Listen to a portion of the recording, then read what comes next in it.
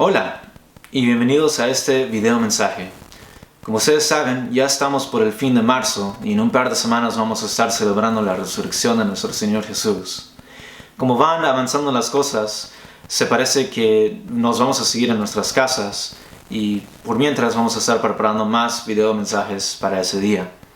Así que por mientras, ¿por qué no seguimos la vida de Jesús y pasen conmigo al libro de Marcos? Vamos a leer del capítulo 10 y vamos a leer los versículos 32 al 45. ¿Por qué no leamos juntos? Iban por el camino subiendo a Jerusalén, y Jesús iba delante, y ellos se asombraron y le seguían con miedo. Entonces, volviendo a tomar a los 12 aparte, les comenzó a decir las cosas que le habían de acontecer. He aquí subimos a Jerusalén, y el Hijo del Hombre será entregado a los principales sacerdotes y a los escribas, y le condenarán a muerte, y le entregarán a los gentiles, y le escarnecerán, le azotarán, y escupirán en él, y le matarán. Mas el tercer día resucitará. Entonces Jacobo y Juan, hijos de Zebedeo, se le acercaron, diciendo: Maestro, queríamos que nos hagas lo que pidiéramos. Él les dijo: ¿Qué queréis que os haga? Ellos le dijeron: Concédenos que en tu gloria nos sentemos el uno a tu derecha y el otro a tu izquierda. Entonces Jesús les dijo: No sabéis lo que pedís. ¿Podéis beber del vaso que yo bebo, o ser bautizados con el bautismo con que yo soy bautizado? Ellos dijeron: Podemos. Jesús le dijo: A la verdad, del vaso que yo bebo beberéis, y con el bautismo con que yo soy bautizado seréis bautizados. Pero el sentaros a mi derecha y a mi izquierda no es mío darlo, sino a aquellos para quienes está preparado. Cuando lo oyeron los 10, comenzaron a enojarse contra Jacobo y contra Juan. Mas Jesús, llamándolos, les dijo: ¿Sabéis que los que son tenidos por gobernantes de las naciones se enseñorean de ellas, y sus grandes ejercen sobre ellas potestad? Pero no será así entre vosotros, sino que el que quiera hacerse grande entre vosotros será vuestro servidor, y el que de vosotros quiera ser el primero será siervo de todos. Porque el Hijo del Hombre no vino para ser servido, sino para servir, y para dar su vida en rescate por muchos. Señor, te damos gracias por este día que nos has dado. Señor, oro que mientras que todos estamos en nuestras casas, que podamos enfocarnos en tu palabra, y que podamos aprender un poquito más de ti, Jesús. Señor, te damos gracias que tú, aún conociendo estas cosas, podías exhortar a los discípulos, Señor, a darse cuenta que tu reino eterno, Señor, no es como ningún reino que ha pasado aquí en la tierra. Tu reino es único, Señor, es perfecto, es bueno, y va a ser reinado de una forma que hasta hoy, en esta época en que vivimos, nunca lo hemos visto, Señor. Así que oro que podamos contemplar tu grandeza, Señor, que podamos contemplar qué tan bueno eres tú, Dios, y que en este tiempo tú puedes ser gloriado a través de la lectura de tu palabra, Señor, y a través de lo que tú nos has dejado, Señor, tu verdad. Así que te damos gracias, y en el nombre del Padre, del Hijo y del Espíritu Santo oramos. Amén. Hoy nos encontramos una vez más con Jesús y sus discípulos en su camino hacia Jerusalén. Hasta este punto, Jesús ha estado avisando a sus discípulos que Él ciertamente va a morir, y que Él va a morir a las manos de las mismas personas a cual Él predicaba. Y sus discípulos no les creían. Ellos pensaron que Jesús no podía morir, o que Él no tenía que morir, porque Él ciertamente iba a reinar, Él ciertamente iba a poder destruir el imperio romano. Pero eso no fue los planes de Jesús. Y es un poco curioso que aún conociendo la sabiduría de Jesús, aún conociendo que Él tenía la capacidad de resucitar y de poder sanar a los enfermos, los discípulos no querían creer que Jesús iba a morir, no podían captarlo, fue algo fuera de su imaginación. Así que en este tiempo las cosas están un poco tensos. Hace algunos meses atrás, en esta época, Juan el Bautista fue asesinado por el rey Herod por ser asociado con Jesús y también por traer exhortaciones contra él y su carácter. Pero Jesús igual, él necesitaba entrar a Jerusalén. Él tenía que cumplir su trabajo. Así que ellos caminaban. Y en Marcos 10:32 dice: iban por el camino subiendo a Jerusalén, y Jesús iba adelante, y ellos se asombraron, y le seguían con miedo. Entonces, volviendo a tomar a los 12 aparte, les comenzó a decir las cosas que le habían de acontecer. Aún conociendo el peligro de ser arrestado por el Imperio Romano, Jesús no se escondió. Más bien, él seguía caminando delante de los discípulos. Y esto sorprendía a los discípulos, y a la misma vez les dio miedo. Tal vez ellos estaban inseguros de qué es lo que iba a pasar. Tal vez tenían miedo de ser arrestado. Tal vez tenían miedo de ser asesinado. Y me encanta qué es lo que Jesús hace. Él no toma este tiempo para dar consuelo con palabras vacías. Él no toma ese tiempo para aliviar sus corazones en ese momento. Lo que Él hace es repetir la verdad por la tercera vez. Y la verdad es esto. Marcos 10:33 al 34. He aquí, subimos a Jerusalén, y el Hijo del Hombre será entregado a los principales sacerdotes y a los escribas, y le condenarán a muerte, y le entregarán a los gentiles, y le escarnecerán, le azotarán, y escupirán en él, y le matarán. Mas el tercer día resucitará. La verdad fue que Jesús no iba a ir a Jerusalén para conquistarlo, ni fue para establecer su reino. Él fue para poder ser muerto a las manos de los principales sacerdotes, escribas y últimamente los gentiles. En sí, para los discípulos la verdad dolió. Ahora, imagínate escuchar que su maestro de 3 años te diga que pronto él será asesinado. Eso no sería aceptable. A lo mejor tratarían todo lo posible para poder evitar este resultado. Ahora, imagínate si ese mismo maestro ahora te diga que después de ser escarnecido, después de ser azotado, después de ser matado, él resucitará. Ridículo. ¿Cómo puede ser? Bueno, la palabra nos dice un poco sobre la reacción de los discípulos al escuchar esas palabras de Jesús. Nos dice en Lucas 18:34, pero ellos nada comprendieron estas cosas, y esta palabra les era encubierta, y no entendían los que se les decía. Los discípulos no tuvieron perspectiva. No tenían la capacidad de poder ver qué tan amplio e infinito es el plan de Dios para su creación. Simplemente se quedaron satisfechos en su ignorancia. Vieron todo lo que Jesús hizo durante sus 3 años de ministerio e igual reaccionaron como un escéptico que lo escuchó predicar por la primera vez. Jesús sabía qué es lo que ellos tenían que escuchar. Ellos tenían que escuchar la verdad. Porque pronto estos mismos discípulos estarían predicando y avisando sobre el gran Rey y Salvador quien murió a las manos de la gente a quienes Él enseñó y sanó. Pronto estos discípulos estarían predicando el nombre de Cristo quien resucitó a los 3 días. Pronto estarían predicando a personas que no entendían ni comprendían y lo harían una y otra vez, tal como Jesús lo hizo con ellos. Pero en este momento no han llegado a ese punto.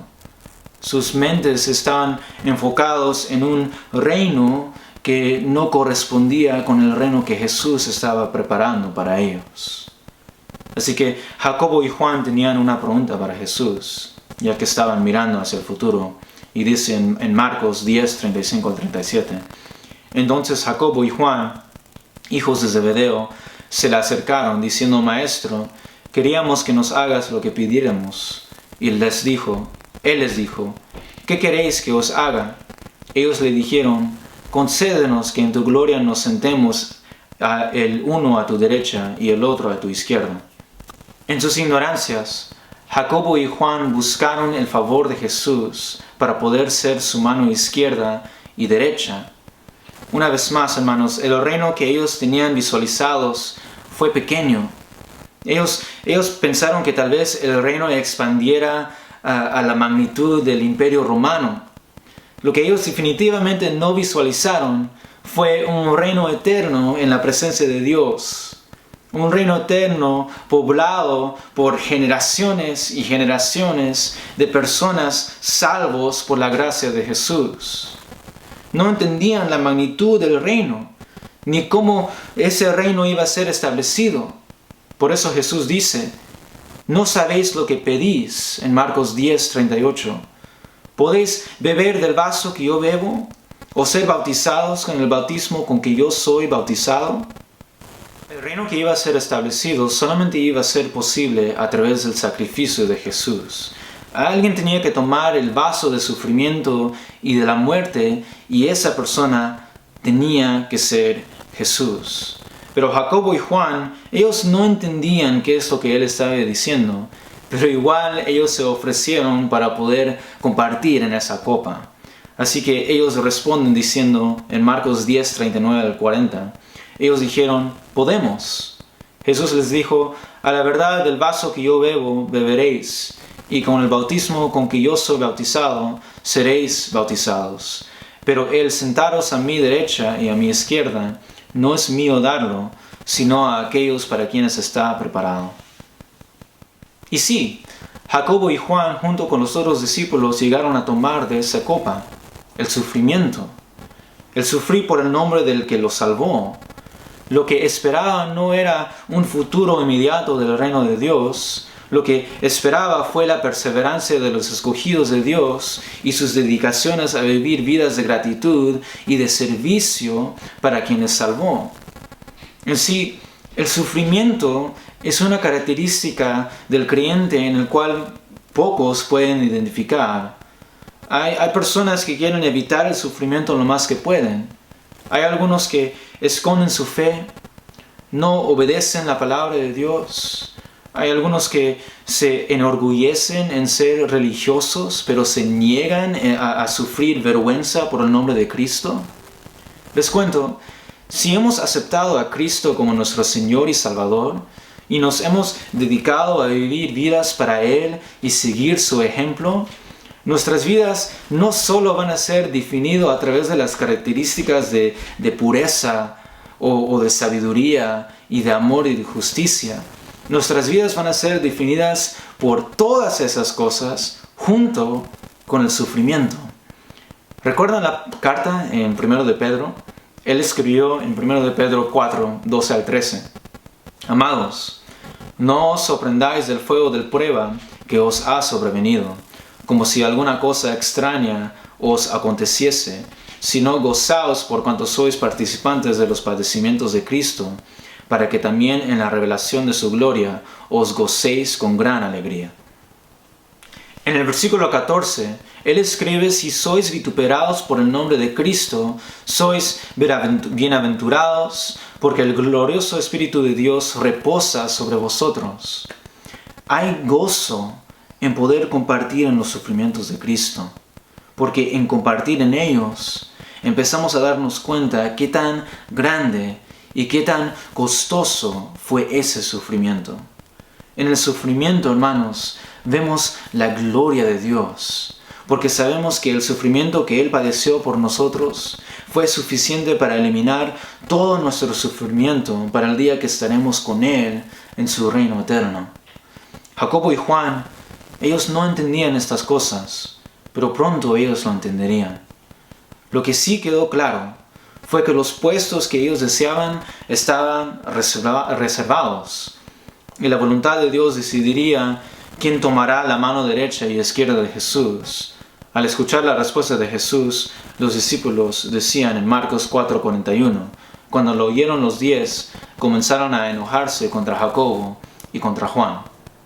Es posible que los discípulos se molestaron porque Jacobo y Juan estaban tratando de asegurar puestos en el reino de Jesús.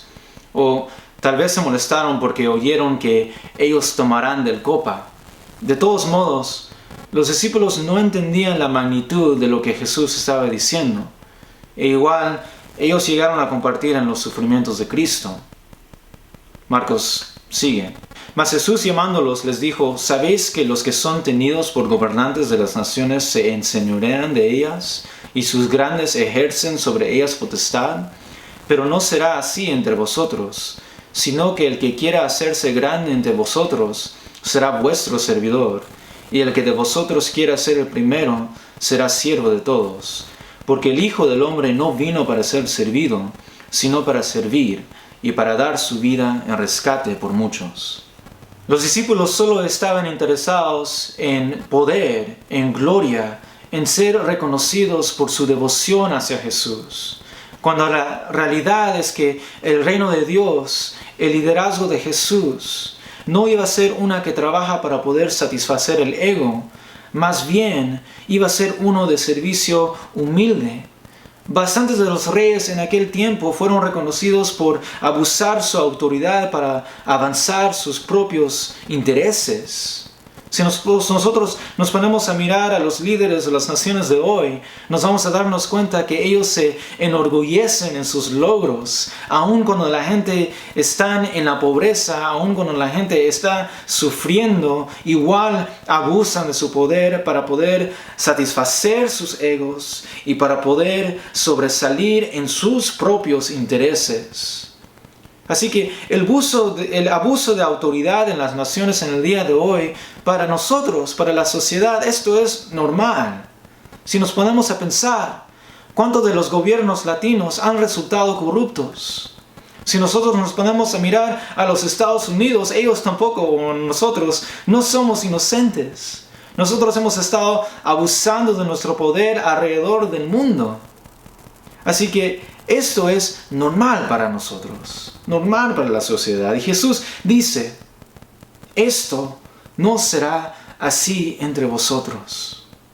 En otras palabras, la conquista del poder, la conquista de poder satisfacer el ego, eso no existirá en Cristo. Por un lado, el poder, Él ya lo tiene.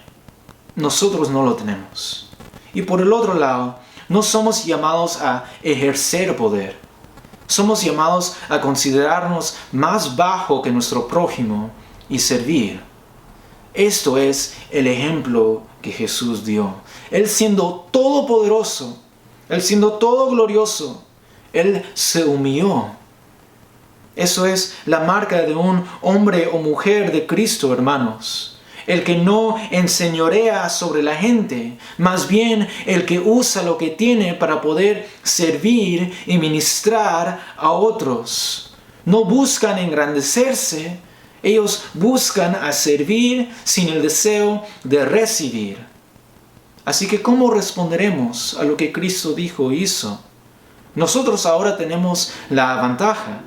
Es decir, que los discípulos, cuando ellos escucharon lo que Jesús les estaba diciendo, ellos no entendían qué es lo que estaba pasando.